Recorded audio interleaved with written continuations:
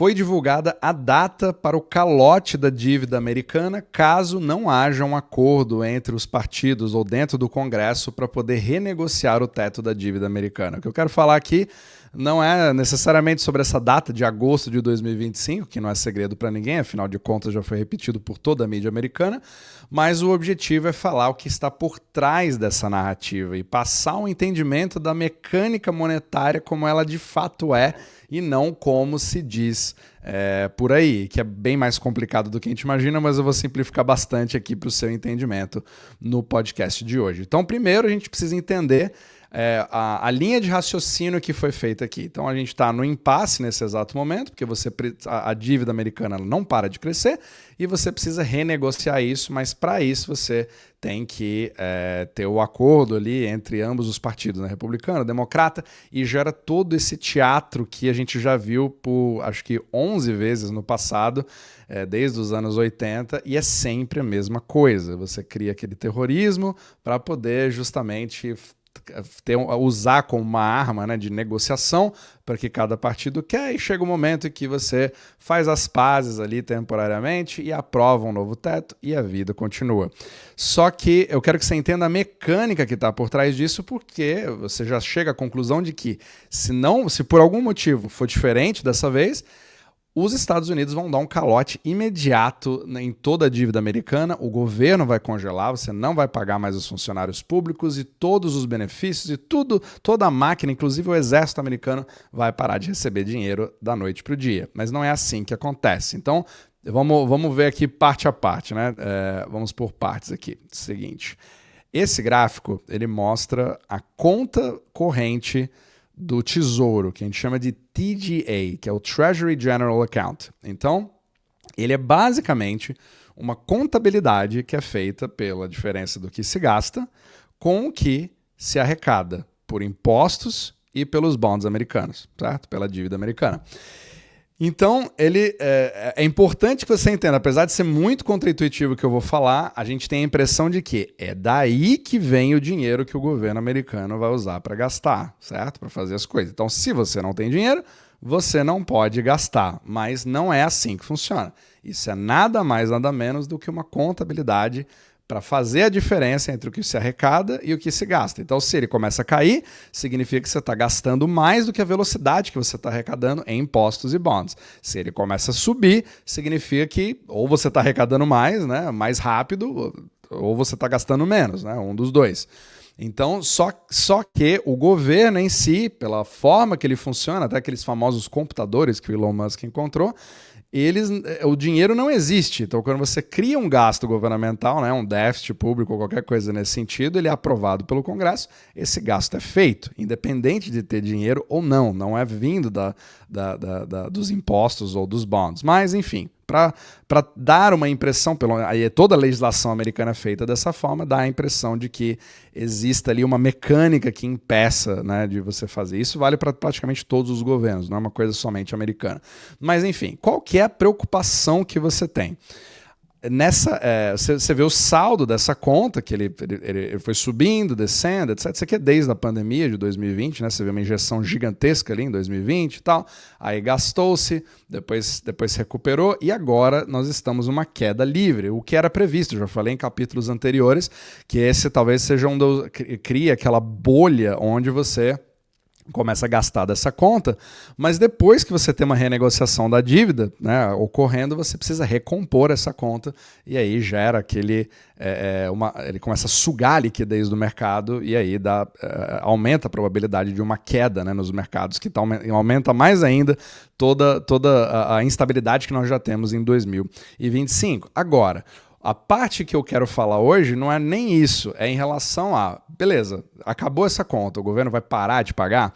É aí que você precisa entender a seguinte coisa: você tem uma quantidade enorme de dívidas já contraídas no passado e que estão vencendo agora esse ano. Toda hora tem algum tipo de vencimento acontecendo. E nesse momento, aquela dívida que existia, ela deixa de existir quando você paga pro seu credor, né? E chega no prazo, na maturidade daquela dívida, e a pessoa recebe o dinheiro. Quando isso acontece, aquele bond desaparece. Isso é simplesmente substituído por um bond novo. Então, o fato de você não poder, mesmo que você chegue no teto da dívida, o que você não pode é crescer aquela dívida, mas nada impede de você rolar a dívida anterior, certo? Então, você não tem um travamento completo em relação a... É como se fosse, né, você pagar ali a sua dívida do cartão para já usar o cartão de crédito novamente, para trazer uma analogia um pouco mais fácil de você entender.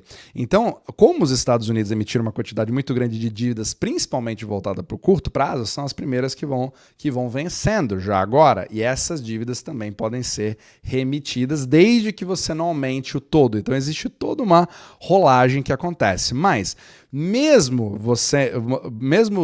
digamos que entre uma catástrofe e você fala assim, ó, entrou no impasse, nós não conseguimos mais fazer nada, você chega num momento em que você simplesmente vai priorizar determinados gastos. E existe uma das provisões, que até foi falada pelo Joseph Wang, que trabalhou no Fed, de que por lei, o primeiro foco do pagamento são para credores, como se fosse uma empresa que entra em bankruptcy, né, quando ela entra em falência.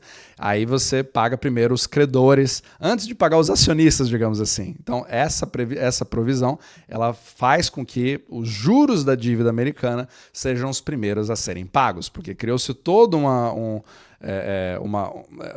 teoria de que, como os bonds americanos são usados, né, como colateral pelo mundo inteiro, por todos os bancos do mundo, por países, etc., um calote na dívida americana é simplesmente o fim de todo o sistema do dólar.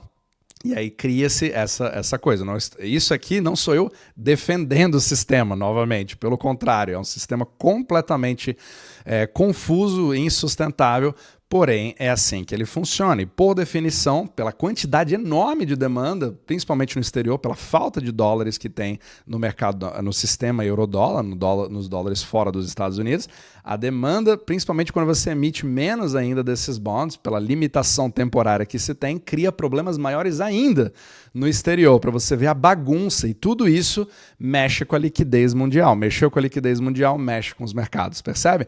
Como tudo isso é bastante confuso, que eu quero só relembrar todo mundo, não somente a gente tem esse QR Code, se você quiser dar uma olhada nos seus investimentos e revisar, mas eu queria anunciar aqui que dia 18 de abril eu vou fazer uma masterclass gratuita entrando em detalhes sobre o sistema monetário para você entender quais são as principais falhas desse sistema e como que você consegue aproveitar dessas falhas para poder prosperar. Literalmente, eu quero ensinar você como investir no meio do caos. Então, se isso te interessar, eu coloquei no link aqui na descrição abaixo para você poder entrar aqui na nossa comunidade e aí a gente vai se preparando ali para o dia 18. Vai ser bem bacana, espero ter você por lá. Então, voltando aqui, a grande questão desse sistema é justamente o compasso, né, ou descompasso entre o que está vencendo e o que está por vir. Então, isso aqui você pode entrar, inclusive, eu vou colocar na descrição do vídeo para você mesmo poder seguir. O TGA, ele, na minha opinião, vai ser um dos melhores indicadores macroeconômicos desse ano para você seguir como que está a conta corrente do Tesouro e acompanhar, principalmente depois que houver essa negociação e todo mundo fizer as pazes ali temporariamente, chegamos num acordo, você vai ter gente gritando ali no Congresso, teve gente que, eu lembro das últimas vezes, as pessoas sentavam ali, fazia protestos no meio do Congresso, sentava no chão, um monte de coisa, né?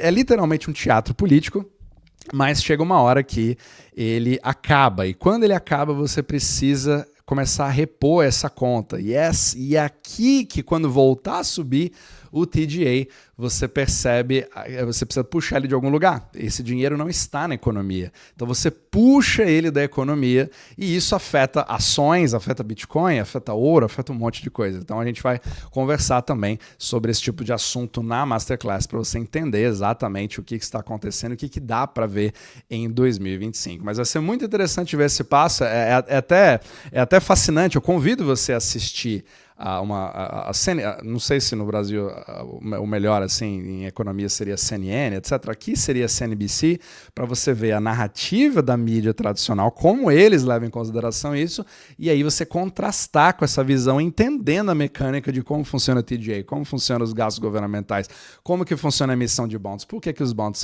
são importantes. É isso que eu quero passar para que você tenha cada vez mais ferramentas para saber como investir no meio de tanta insanidade em 2025.